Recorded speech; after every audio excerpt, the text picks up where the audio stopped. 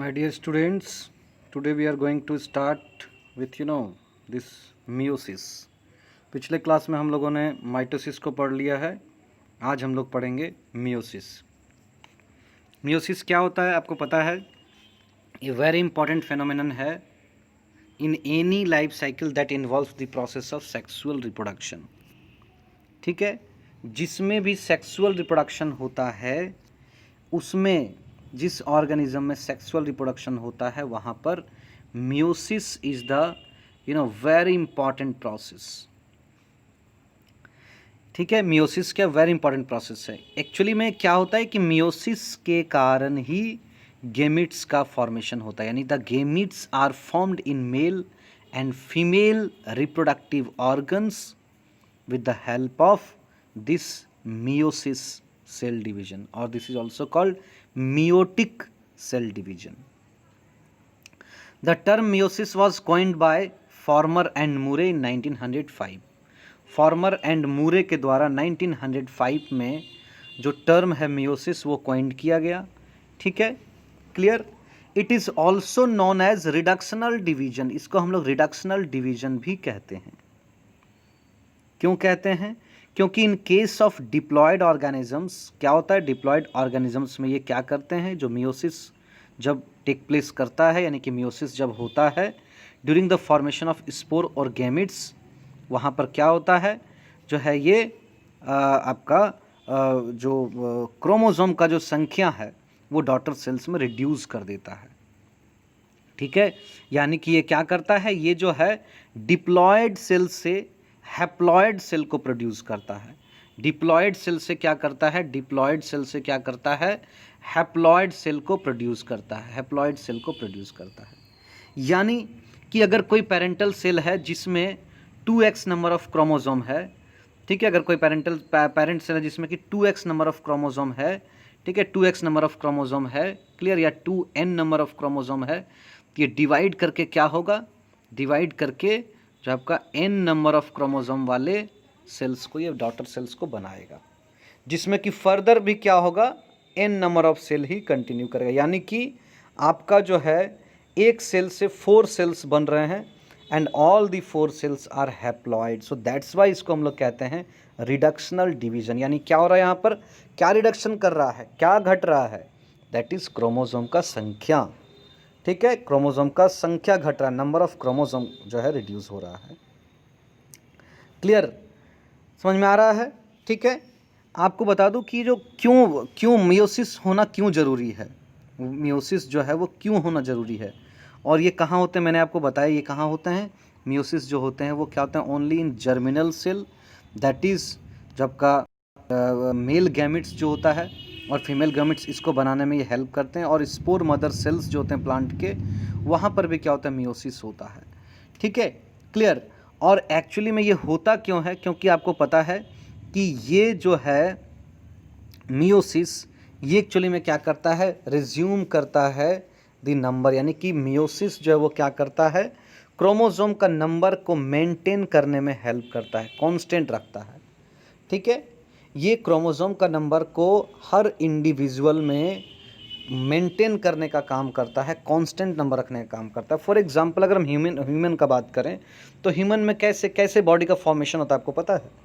Formation होता है कि पहले क्या होता है, जो सेल होते हैं उसमें 46 क्रोमोसोम होते हैं. ठीक है, तो एक सेल मान लीजिए हम ले लेते हैं, ये क्या है, मेल का और फीमेल का भी ले लेंगे, तो क्या होता है, ये डिवाइड करके क्या होता है, मियोसिस करके, अगर ये जर्म सेल है, ये क्या है, जर्म सेल है, तो क्या करता है, ये डिवाइड करके जो डॉटर सेल्स बनाता है उसमें 23 क्रोमोसोम चला आता है. ठीक है, क्लियर. और फिर फीमेल साइड में भी क्या होता है, जो 46 क्रोमोसोम वाले डिप्लॉयड सेल्स हैं वो क्या होते हैं, आपका मियोसिस करके 23 जो है क्रोमोसोम वाले सेल्स को बनाते हैं. तो यहाँ पर अगर हम बात क्या ये बनाते हैं, मान लीजिए कि यहाँ पर मेल में बना क्या, मेल में बना स्पर्म, मेल में क्या बना, स्पर्म, जिसमें कितना क्रोमोसोम है, 23. कैसे हुआ, ड्यू टू मियोसिस.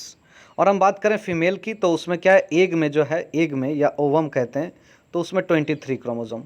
अब क्या होता है, ये स्पर्म एंड ये एग यानी ओवम, ये दोनों क्या होते हैं, फ्यूज़ होते हैं. फ्यूज़ होके इसके पास 23 नंबर ऑफ क्रोमोसोम, इसके पास 23 नंबर ऑफ क्रोमोसोम, दोनों फ्यूज़ होके क्या करते हैं, जाइगोट बनाते हैं, जहाँ पर 46 नंबर ऑफ क्रोमोसोम इंडिविजुअल में आ जाता है।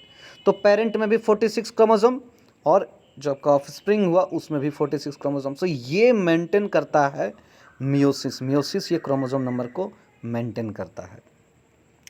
मियोसिस जो होता है वो क्या होता है, 2 फेज़ में होता है। मियोसिस क्या होता है, 2 फेज़ में होता है।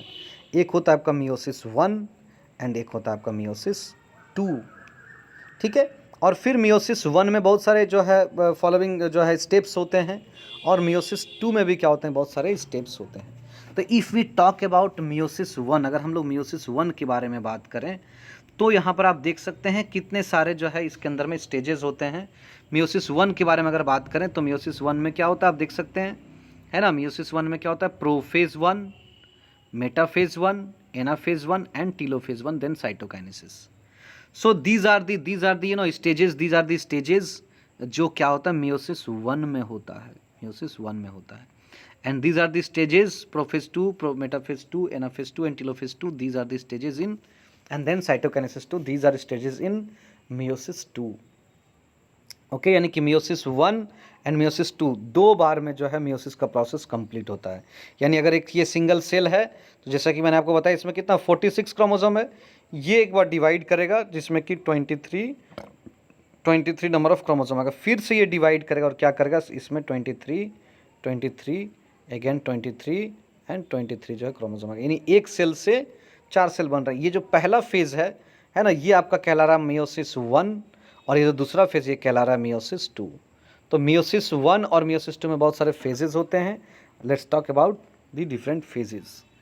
तो इंटरफेजेस हम लोगों ने पढ़ लिया। इंटरफेजेस जो हम लोगों ने पढ़ लिया, जैसा माइटोसिस में इंटरफेज होता है यहाँ पर भी इंटरफेज उसी तरह का होता है, ठीक है।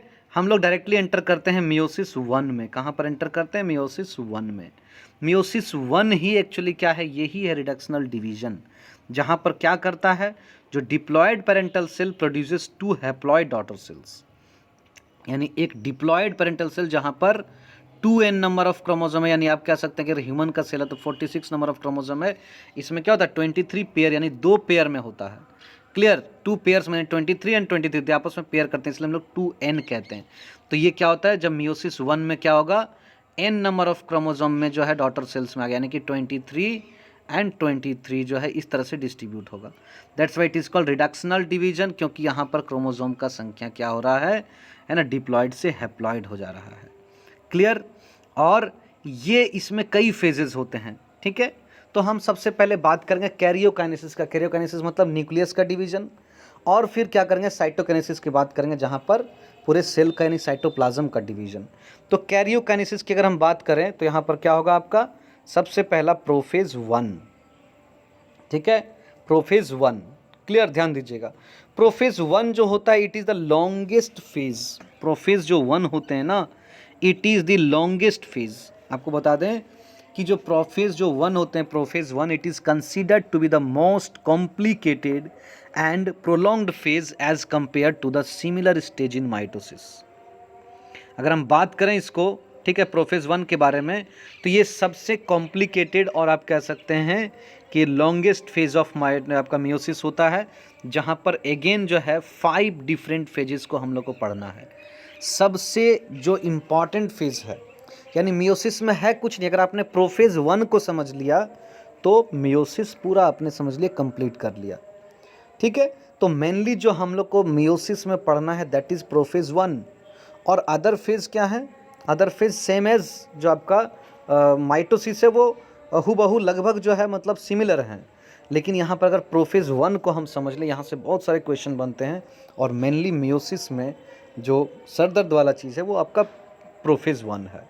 अगर इसको आप समझ लिए तो मियोसिस आपका बिल्कुल कंप्लीट हो गया। तो लेट्स टेक एन डायग्राम, एक डायग्राम के जरिए हम लोग समझेंगे, ठीक है।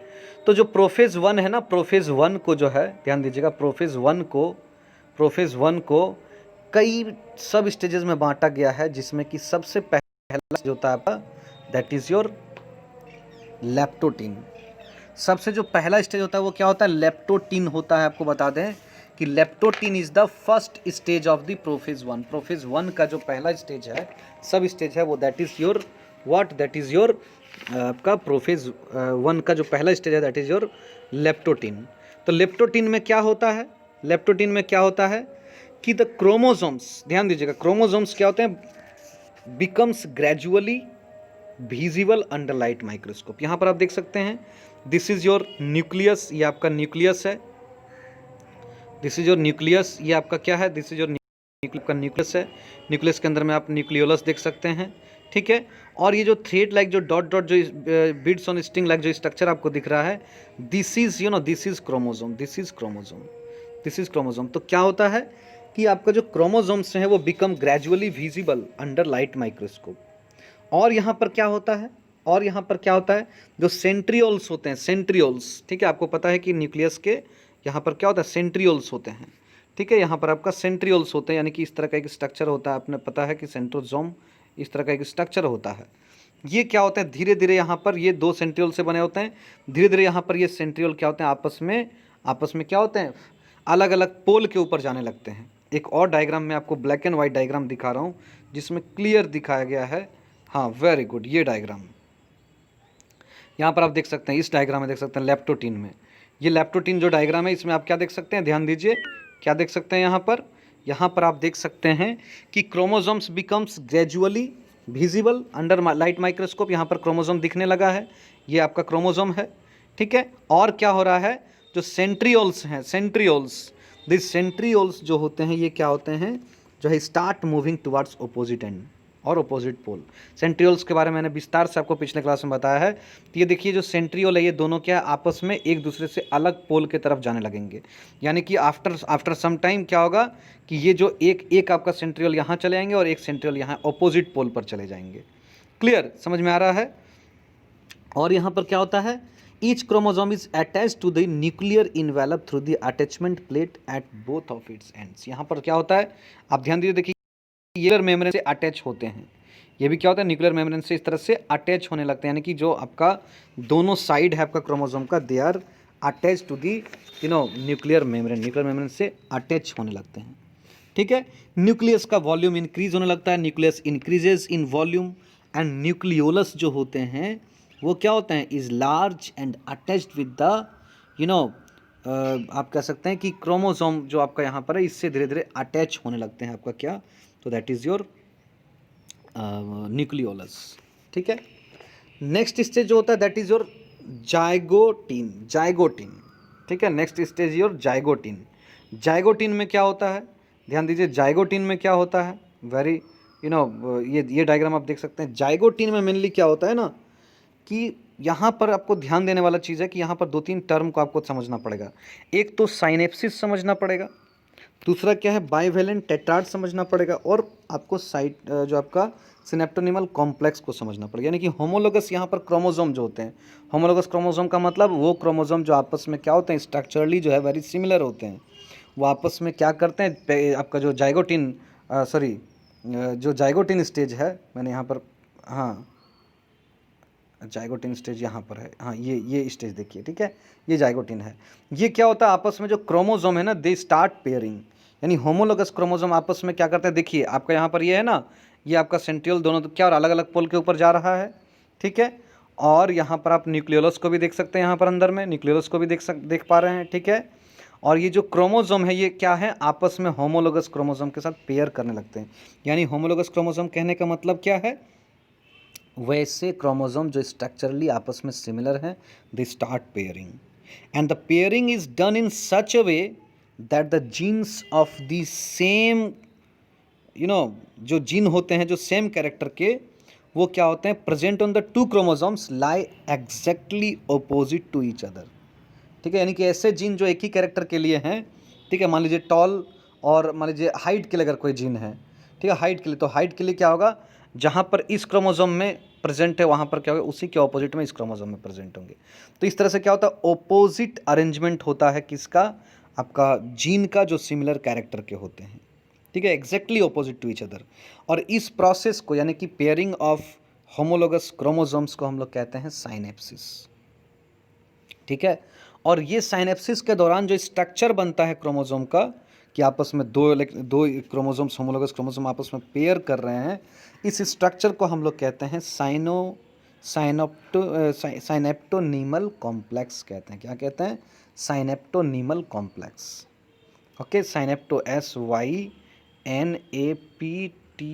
साइनेप्टोनीमल कॉम्प्लेक्स कहते हैं। साइनेप्टोनीमल कॉम्प्लेक्स क्या? जो होमोलोगस पेयरिंग होता है, तो पेयरिंग के बाद जो क्रोमोसोम का स्ट्रक्चर होता है, दैट इज कॉल्ड साइनेप्टोनीमल कॉम्प्लेक्स। ठीक है, क्लियर?